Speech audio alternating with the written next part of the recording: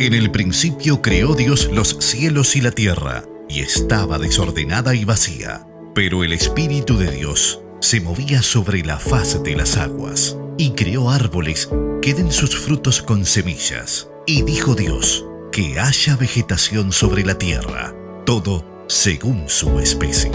Y vio Dios que era bueno. Entonces dijo Dios, hagamos al ser humano a nuestra imagen y semejanza. Hombre y mujer los creó.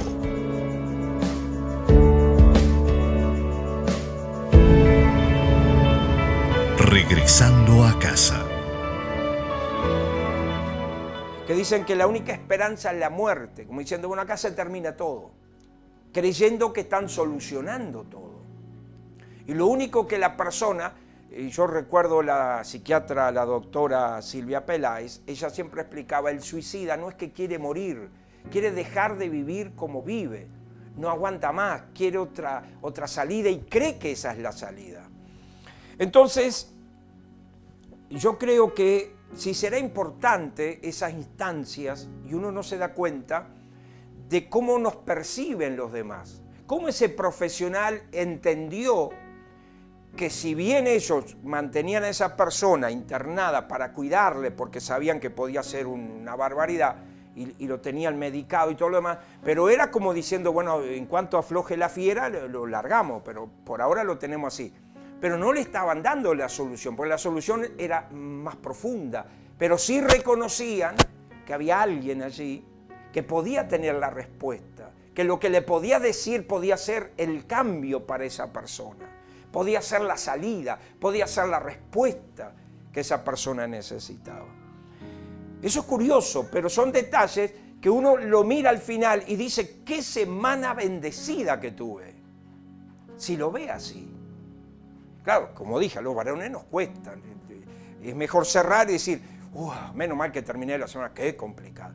Pero si observo y hago un balance, digo, tuve la oportunidad, de repente, no sabemos el final, pero tuve la oportunidad de influir en alguien, de incidir en decisiones drásticas, sin retorno, porque usted puede hacer un mal negocio con su auto, con la casa, con su trabajo, puede irse de su trabajo, puede tener otro y luego decir qué mal negocio que hice. Pero en cuanto a decisiones que tienen que ver con la vida, hermanos queridos, hay situaciones que no hay retorno, usted lo sabe. Entonces el pasaje que hemos elegido está en Mateo 25, del 31 en adelante, porque estamos entendiendo, por mucho tiempo nosotros hemos procurado en esta región encontrar algo, y lo venimos diciendo, como decía yo de la palabra profética, creyendo que los mismos profesionales, sobre todo los médicos, van a enviarnos pacientes desahuciados que van a decir, la ciencia no puede hacer más. Le van a decir, como ha habido caso acá, de personas que le dicen, mirá, yo no puedo hacer más. Busca a Dios, o busca una iglesia, o busca a alguien que te ayude. Busca una ayuda espiritual. Yo sé que hay otros países que han avanzado en este sentido, pero nosotros vamos a lograrlo y 33 va a ser, no digo pionero, pero va a estar ahí. Ya no vamos a estar en los últimos lugares en cuanto a otras cosas, pero ahí vamos a estar en los primeros lugares. ¿Y por qué va a pasar eso? Por los testimonios, por las personas que van a encontrar salidas a sus situaciones que no la encontraron en la ciencia. Entonces, pensando en esos milagros sorprendentes, yo decía en algún momento que hay milagros, que va a haber milagros, que va a hacer rechinar los dientes al que no cree. Literalmente, usted sabe lo que es cuando suenan los dientes, ya sea de frío, de molestia, ¿no?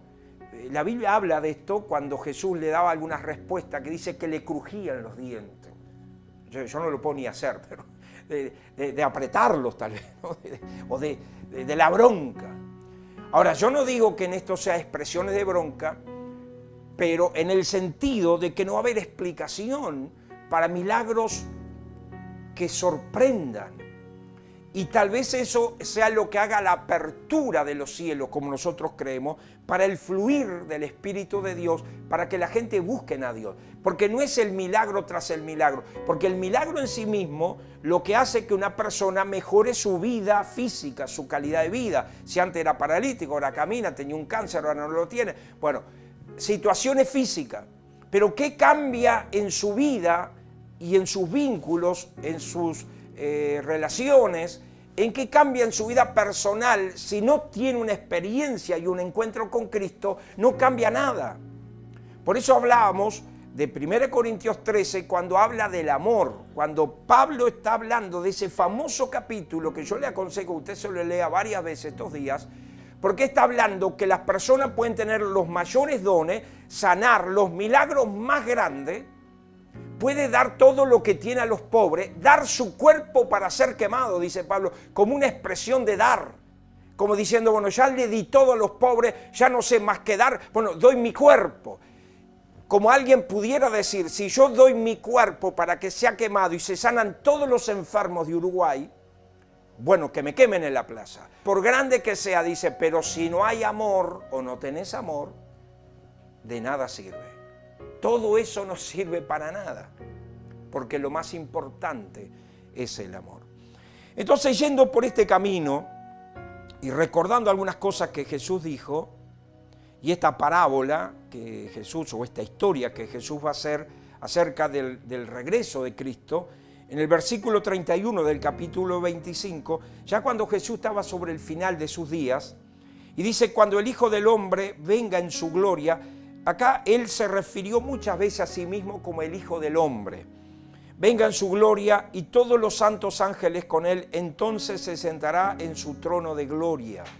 Ya no está hablando que vendrá como un ser humano, ya no está hablando que vendrá para dar su vida en sacrificio, ya no está hablando que vendrá en relación al pecado. Jesús vino la primera vez, hace más de 2000 años, en relación al pecado, no de él, sino de nosotros, para morir y para que nosotros tuviéramos salvación a través de su muerte y de su resurrección. Pero ahora cuando vuelva Jesús, va a venir en gloria, en otro aspecto que nosotros no tenemos idea cómo es. Serán reunidas delante de él todas las naciones, y apartará los unos de los otros como aparta el pastor las ovejas de los cabritos. Y pondrá las ovejas a su derecha y los cabritos a su izquierda. Entonces el rey dirá a los de su derecha. Fíjese, porque luego le va a decir lo mismo a los de la izquierda, pero mire qué curiosidad, mire lo que va a decir. No está hablando de la fe, está hablando de otra cosa. Le dirá a los de la derecha, venid benditos de mi Padre, heredad del reino preparado para vosotros desde la fundación del mundo. Desde la fundación del mundo. Como diciendo, el plan de Dios no es un plan improvisado, sino es un plan elaborado, creado por el ser más inteligente que existe y que existirá, que es nuestro Señor. Dice, dícele así, porque tuve hambre y me disteis de comer, tuve sed y me disteis de beber, fui forastero y me recogisteis, estuve desnudo y me cubristeis, estuve enfermo y me visitasteis, estuve en la cárcel y vinisteis a mí. Entonces los justos le responderán diciendo, Señor, ¿cómo te vimos hambriento y te sustentamos sediento y te dimos de beber? ¿Y cuándo te vimos forastero y te recogimos desnudo y te cubrimos?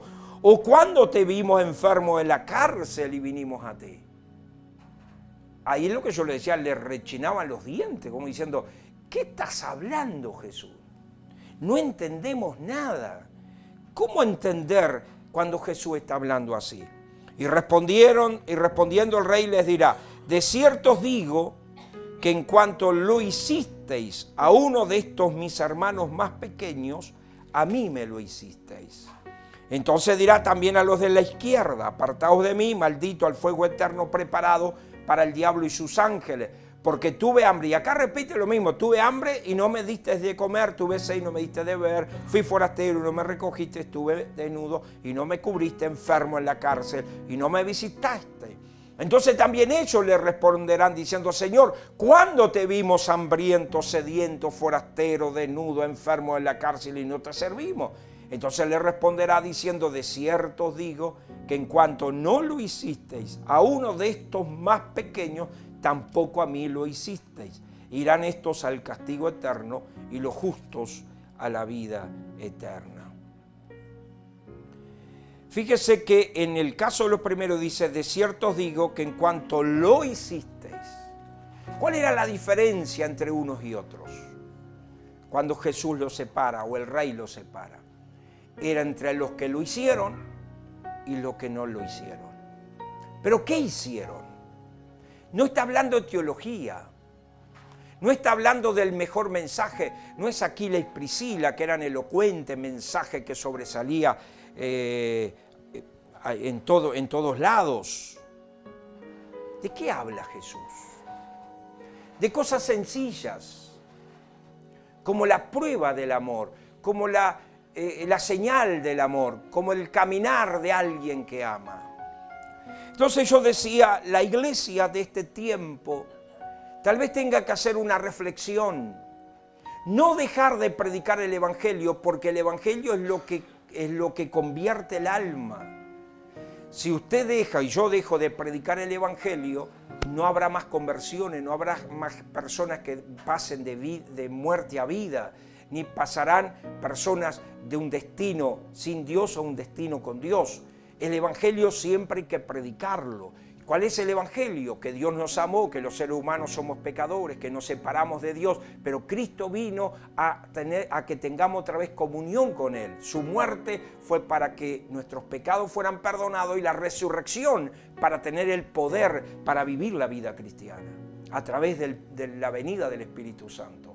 Eso sintetizado es el Evangelio. Palabra más, palabra menos, el Evangelio es ese. El hombre sin Dios no tiene futuro.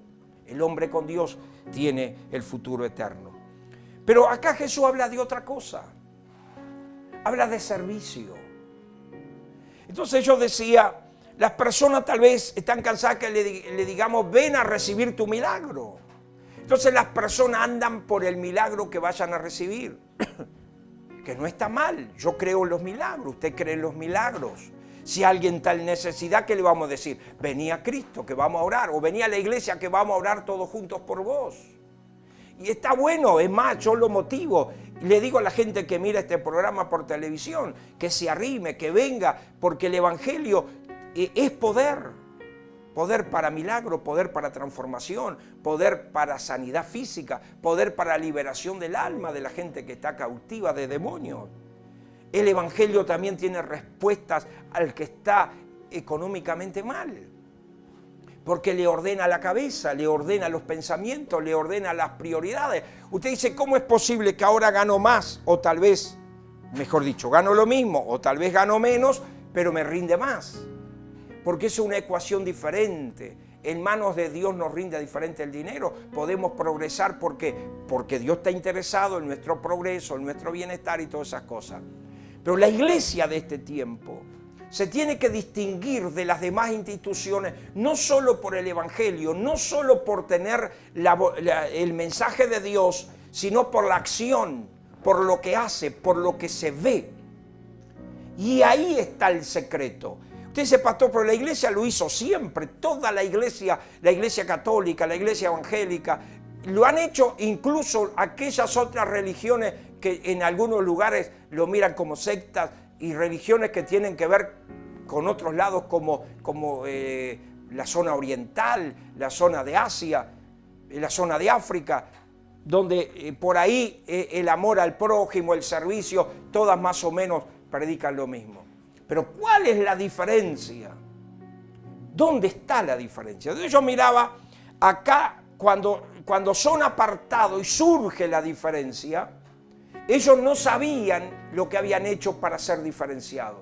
Lo habían hecho por la causa del amor.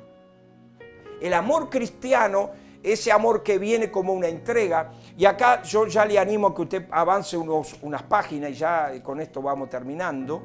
Si usted avanza dos páginas, capítulo 27, Jesús ya está en la cruz. Por eso le decía, lo que Jesús está hablando ahora de esta historia estaba muy próximo a su entrega, a su muerte. Entonces dice, desde la hora sexta hubo tinieblas sobre toda la tierra hasta la hora novena. La hora sexta, ustedes saben que los judíos contaban a partir de las 6, o sea, la hora sexta era a las 12 del mediodía, y la hora novena era a las 3 de la tarde. Dice que hubo tiniebla en ese horario. Cerca de la hora novena, o sea, cerca de las 3, Jesús clamó a gran voz diciendo, Elí, Elí, lama sabactani, que esto quiere decir, Dios mío, ¿por qué me has desamparado? Dios tuvo que darle la espalda a Jesús para que Jesús muriera por todos nosotros, por nuestros pecados. Algunos de los que estaban allí decían al oírlo, Elías llama, al instante corriendo uno de ellos tomó, bueno, está toda esa historia. Mas Jesús, el versículo 50, habiendo otra vez clamado a gran voz, entregó su espíritu. Ahí se muere Jesús. El templo del velo se rasgó en dos, se partió en dos. Nosotros tenemos una expresión que donde estamos orando y creyendo que va a suceder en esta región y en la nación en la cual vivimos, que es que se abran los cielos. ¿Qué significa cielos abiertos? Hubo una instancia, hubo varias, pero me acuerdo de una, de un hombre llamado Esteban, que estaba dando testimonio acerca de su fe en Cristo, pero habían sido presentados testigos falsos, porque él era un hombre que arremetía, que venía siendo no sé, un gran hombre de Dios, con fe, conocimiento de la palabra, lleno del Espíritu, buen testimonio, todo lo que debía tener un cristiano hoy día, pero él lo tenía por mucho más. Entonces, ahí sí dice que cuando Esteban los mira, dice, su cara era como la cara de un ángel, ahí sí le crujían los dientes a aquellos que lo habían llevado a juicio. Y el juicio era morir a pedrada. Lo sacan fuera del pueblo y ahí empiezan a lanzarle piedras para que se muriera. Pero mientras le golpeaban las piedras, este hombre dice que mira al cielo y ve los cielos abiertos. Y ahí ve a Jesús y le dice, Jesús, no le tengas en cuenta el pecado porque ellos no saben lo que están haciendo. Ora por aquello mientras recibía las pedradas. Solamente alguien que está en esa situación puede resistir pedradas y amar a los que lo están apedreando. Usted y yo en una situación normal saldrían palabras que yo no las puedo decir acá porque iría preso, pero serían palabras de otro tipo. ¿O no? Enderece la cabeza porque usted está con la cabeza de un santo, está así. Enderécela. Ahí está, ahora sí. Nos pusimos de acuerdo. Yo le haría la prueba, llevarlo a la plaza, le diría a los que andan en la vuelta, empiezan a apedrearle a esta persona. O me pongo yo como ejemplo, que usted es un santo, usted sigue, porque sigue con la cabeza torcida. Bueno, yo me pongo ejemplo, me llevan a la plaza, me sienta allí y me empiezan a apedrear. La primera piedra, vamos a suponer que me roza porque me zumba arriba la cabeza, yo me voy a parar con una cara de ángel, perdón, con una cara de poco ángel, a ver quién me tiró la primera piedra. Y me empieza a zumbar la otra, y viene la otra, y de repente una me da, y yo digo, sigan tirando, sigan apedreando. Miren, querido, la situación de este hombre, hay todo un contexto, obviamente, pero ¿qué lo mantuvo en esa situación? Primero, porque había allí un joven llamado Saulo de Tarso, que más tarde sería el apóstol Pablo, mirando la situación, mirando lo que estaba pasando. Dios tenía un plan sobrenatural con Pablo, pero utiliza a Esteban, un simple joven lleno de Dios. ¿Para qué? Para que aquel fuera impresionado. No en ese momento, aunque él ni sueña. Después él odia a los cristianos, los va a perseguir por todas partes hasta que el propio Jesús se le aparece a Pablo para decirle, Pablo, Saulo, porque primero se llamaba, ¿por qué me persigues? Dura cosa te es dar cosas contra el aguijón. Lo que nosotros conocemos, patear el clavo.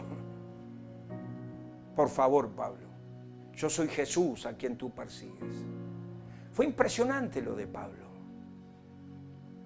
Cae a tierra, queda ciego por un tiempo, porque así se le dice, y va a venir alguien a orar por ti. Y lo curioso es que lo llevan a un lugar y le avisan un tal Ananías, anda a orar por Pablo, por Saulo de Tarso. No, dijo, si ese es el que mata a los creyentes, ¿qué voy a ir porque me mate? No, anda porque está ciego y yo tengo un tremendo trabajo con ese hombre. Anda a orar por él. Y acá encontramos otro hombre sensible de Dios, que va a obedecer, que va a ir a orar por Pablo. Y podía usted imaginarse, yo me voy a seguir poniendo de ejemplo yo, ¿no? Llego yo y pondría un brazo así, o los dos brazos tipo de jarra, ¿no? Y le diría, así que usted es Saulo de Tarso, ¿no? Usted es el que persigue a las mujeres, a los niños, a los ancianos, los mete presos. Usted es Saulo, ¿no? Saulo, sí. Merecido tiene esa ceguera, ¿no? ¿Vio lo que le pasa a los que persiguen a los hijos de Dios? Y menos mal que no lo chocó un tren, porque en esa época no había tren. Y no sé qué más le diría. Pero acá viene este hombre a orar por él, porque confió en la palabra, confió de que Dios algo tenía con este hombre. Entonces usted me dice, pastor, pero eso es historia antigua. Yo quiero vivir esa historia. Yo quiero que la iglesia de hoy viva esta historia. Que la iglesia de hoy sienta que Dios sigue siendo el mismo.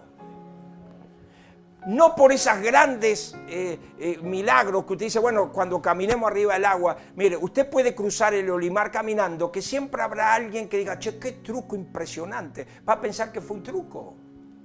Pero la obra del amor no hay truco que le valga, porque la obra del amor que viene a través de la iglesia de este tiempo tiene que empezar por una obra anónima, una obra que no se está esperando nada a cambio, que no está esperando ni siquiera que le aplaudan, mucho menos que le den gracia.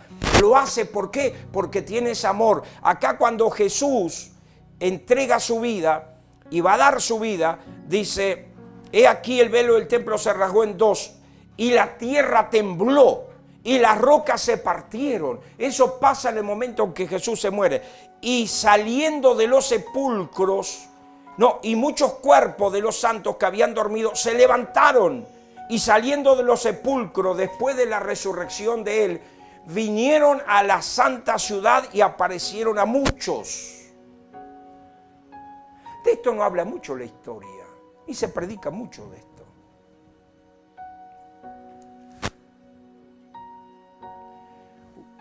Es más, los apóstoles creo que no lo hablan, no me acuerdo ahora si en el libro de los Hechos, a ver algún teólogo que me ayude, creo que no se habla de esto para adelante. ¿Usted se imagina acá si pasara algo? Si mataran a pedrada a algún pastor en la plaza o lo que prendieran fuego y tiemble la tierra y en el cementerio salgan los muertos ahí caminando. Hay películas ahora que yo he visto las hipnosis y sin saber a veces me pongo a ver hasta que me clavé. Esos son los muertos vivientes, ¿no? Que no la mire porque se va a pegar flor de susto y no le va a hacer bien. Y sus hijos menos, ¿no? Los nietos. Entonces, ¿pero qué pasaría si le viene un pariente suyo hace 20 años está muerto y viene a decir, che, no sé qué pasó, o sea, ando acá?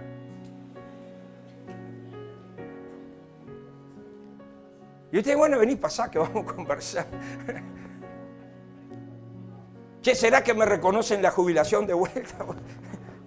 Tengo que llevar partida de defunción y ahora partida de ¿qué partida? ¿Cómo se llama? Partida de resurrección. No creo que se la reconozcan. Y menos 20 años, ¿sabes lo que? El toco guita que se agarra a esa persona. No, que vale. Siga muerto nomás. Bueno, eso fue lo que pasó cuando Jesús murió.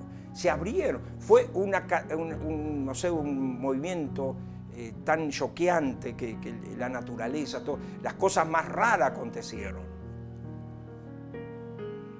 Bueno, ese Jesús está vivo y usted y yo tenemos el mismo mensaje que dar de amor.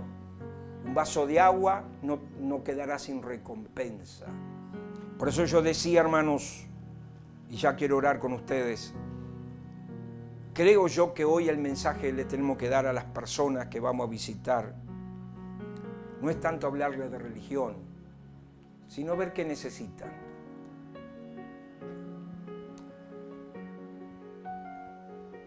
Y darles, yo creo que viene, ustedes saben que yo soy una persona de, no sé, la forma que me crié o que me criaron, no soy de expresar cariño, de andar dando abrazos, pero creo que viene la época de los abrazos. No sé si le conté, hace unos años estábamos en una transición de la Radio Libertador, la había comprado el pastor Jorge Márquez y después se le vendió otra institución evangélica. Y bueno, estábamos en las oficinas, allí en un programa secular, dando testimonio, hablando, no sé qué. Y había otro pastor que vivía en Vergara, y salíamos de la radio, cruzando la calle, y a mí me quedó algo que creo que ni el pastor Jorge se acuerda, ni nadie se acuerda de lo que yo estoy casi seguro. Pero eso tal vez fue para mí, porque yo no me olvidé más de eso. Salió, éramos 5 o 6, y salió un indigente, para que usted tenga una idea de lo que sería un cabito de acá de 33, bueno, alguien de Vergara así, que va derechito al pastor Jorge y a pedirle plata. Y yo digo, bueno, este no es bobo, es indigente, pero no es bobo. ¿A dónde fue a pedir? Y Márquez lo miró, le puso una mano, oró por él, después le dio un abrazo y le dio un beso y se fue. Y yo al principio digo, pero no le dio ni 20 pesos. Pero después que pasaron las horas, yo razoné así. Plata cualquiera le podía dar. Cualquier persona le podía dar plata. Pero ¿quién habrá orado por esa persona? ¿Quién le habrá dado un abrazo y quién le habrá dado un beso? Él hizo algo que posiblemente nadie hizo. No sé si es muerta esa persona, porque no la vi más, posiblemente hoy ya no viva. Estoy hablando de hace más de 20 años atrás. Así quiere decir que esa persona es muy probable que no sea viva. No sé si se acordó por el resto de su vida de lo que pasó. No tengo el resto de la historia. Pero ese evento instantáneo, inspiracional, pues, yo lo tomé para mí, pues eso fue una enseñanza. Pues, cualquiera le podía dar un plato de comida, cualquiera le podía dar plata, cualquiera le podía dar algo físico, pero ¿cuánto estarían dispuestos a darle un abrazo y un beso y orar por él? Bueno, eso creo que tiene que ser la iglesia de este tiempo. Hacer algo que nadie hace. Y ahí está el ejemplo. Pero a ti te estamos hablando y te estamos diciendo que Dios te ama profundamente. Te decimos de todo nuestro corazón que tal vez hemos pecado por ser egoístas y estar rodeados de la bendición de Dios, encerrados en los templos, disfrutando de los testimonios, orando por nosotros, unos por los otros y contándonos de las grandezas de Dios. Pero ¿cuántas personas no tienen esta oportunidad? Tal vez tú nunca has estado al lado de un cristiano, nunca estuviste a alguien que te dé una palabra de aliento, que te dijera que la vida vale, que de verdad hay mucho por hacer. Desde acá queremos ofrecerte nuestro cariño, nuestro abrazo y decirte que estamos dispuestos a cambiar, que estamos dispuestos a ser la iglesia de este tiempo, la iglesia que ama, la iglesia que mira al que está en necesidad. Y queremos hacer algo. Tal vez los recursos financieros nuestros no sean muchos, pero tal vez no es eso lo que tú estás necesitando. Tal vez tan solo un decirte, te amamos, te abrazamos, te acompañamos. Por eso aquí estamos y estamos orando por ti. Queremos decirte que Dios te bendice, que Dios te ama, que Dios ama a tu familia y que Dios quiere y tiene algo mucho mejor para ti. En el principio creó Dios los cielos y la tierra, y estaba desordenada y vacía. Pero el Espíritu de Dios se movía sobre la faz de las aguas, y creó árboles que den sus frutos con semillas. Y dijo Dios, que haya vegetación sobre la tierra, todo según su especie. Y vio Dios que era bueno. Entonces dijo Dios, hagamos al ser humano a nuestra imagen y semejanza. Hombre y mujer los creó.